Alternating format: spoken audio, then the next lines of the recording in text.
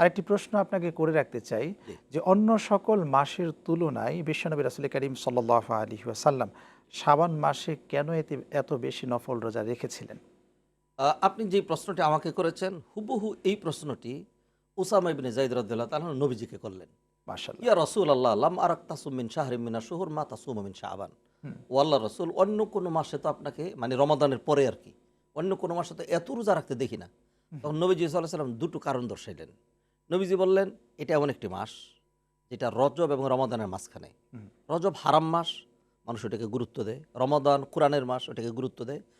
আর মনে করে রমাদান আমল করব, মাঝখান দিয়ে শাবান মাসটা ছুটে যায়। হ্যাঁ, এই মাসে মানুষ গাফিল থাকে।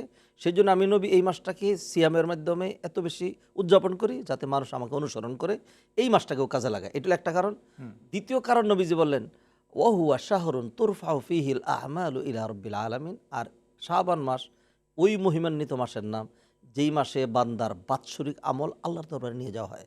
আমাদের আমলগুলো দৈনিক দুইবার নেওয়া হয় আল্লাহর কাছে। হুম, ফেরেশতাদের পালা বদল হয়, ফজরের সময় একবার, আসরের সময় আরেকবার। হুম, সপ্তাহে একবার সাপ্তাহিক রিপোর্ট পেশ করা হয় হুম, হুম, বৃহস্পতিবার। হুম। তাহলে আল্লাহর নেজাম আছে না? আচ্ছা, একজন অবশ্যই। দোকানদারের কিন্তু নেজাম আছে, হুম, সিস্টেম আছে, রুলস আছে। হুম, জোহরের সময় ক্লোজ করে দোকানটা, সে হিসাব করে কতক্ষণটুকু বেচা হলো। হুম, বিকালবেলা আবার সারাদিন একটা টানে।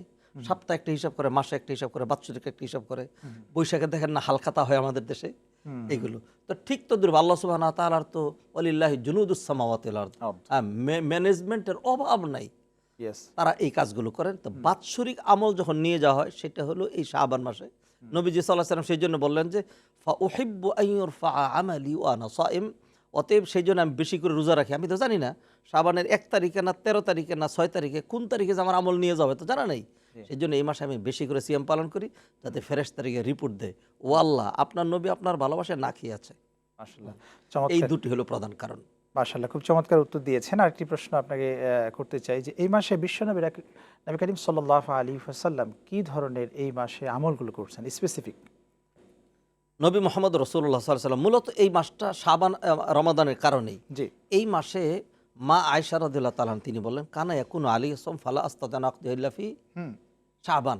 আমার গত রমাদানের সিয়াম কাজা থাকতো, যেটি আর করা হতো না, সুযোগ পেতাম না। হুম, শাবান মাস আসলে তাড়াহুড়ো করে করতাম। হুম, অতএব শাবান মাসটা হলো রমাদানের প্রস্তুতির মাস। হুম, এই মাসে যে কাজগুলো বেশি করা লাগে, হুম। যেহেতু রমাদানে একটানা সিয়াম পালন করতে হবে, সেজন্য এই মাসে বেশি বেশি সিয়াম পালন করা। আচ্ছা, আচ্ছা। যেহেতু মহান অতিথি রমাদানের মতো আমাদের দ্বারপ্রান্তে আসছে, হুম, হুম, সেই জন্য এই মাসেই একটু তওবা করে পরিশুদ্ধ হয়ে যাওয়া, হুম, অতিথি এসে যেন আমাকে অগুছাল না পায়। আমার হুম, বাড়িতে মেহমান আসছে, হুম। আসার পরে ঘর ঝাড়ু দেবো না, না। নাকি আগেই গুছিয়ে ফেলবো? আগেই গুছিয়ে আগে ফেলতে কিছু হবে। গুছিয়ে ফেলা। হুম, রমাদান হইল নেক আমলের মাস। এই মাসের সওয়াবের তো সীমাই নেই, হুম, হুম। বলার মতো সময় এখন নেই। সেই জন্য শাবান মাসটা আমাদের সুযোগ। কি সুযোগ? এই মাসে আমি আমার নিয়তের মাধ্যমে লক্ষ কোটি সব রমাদান আসার আগেই কামাই ফেলবো। রমাদান তো নাও পেতে পারি, নাও পেতে এর পারে। আগেও তো চলে যেতে পারি, জি, জি। গেল একটা। সেই জন্য আমি যে কাজটা করবো, নবীজি সাল্লাল্লাহু আলাইহি ওয়াসাল্লাম বলেন, আল আমালু ইনদাল্লাহি সাবআ।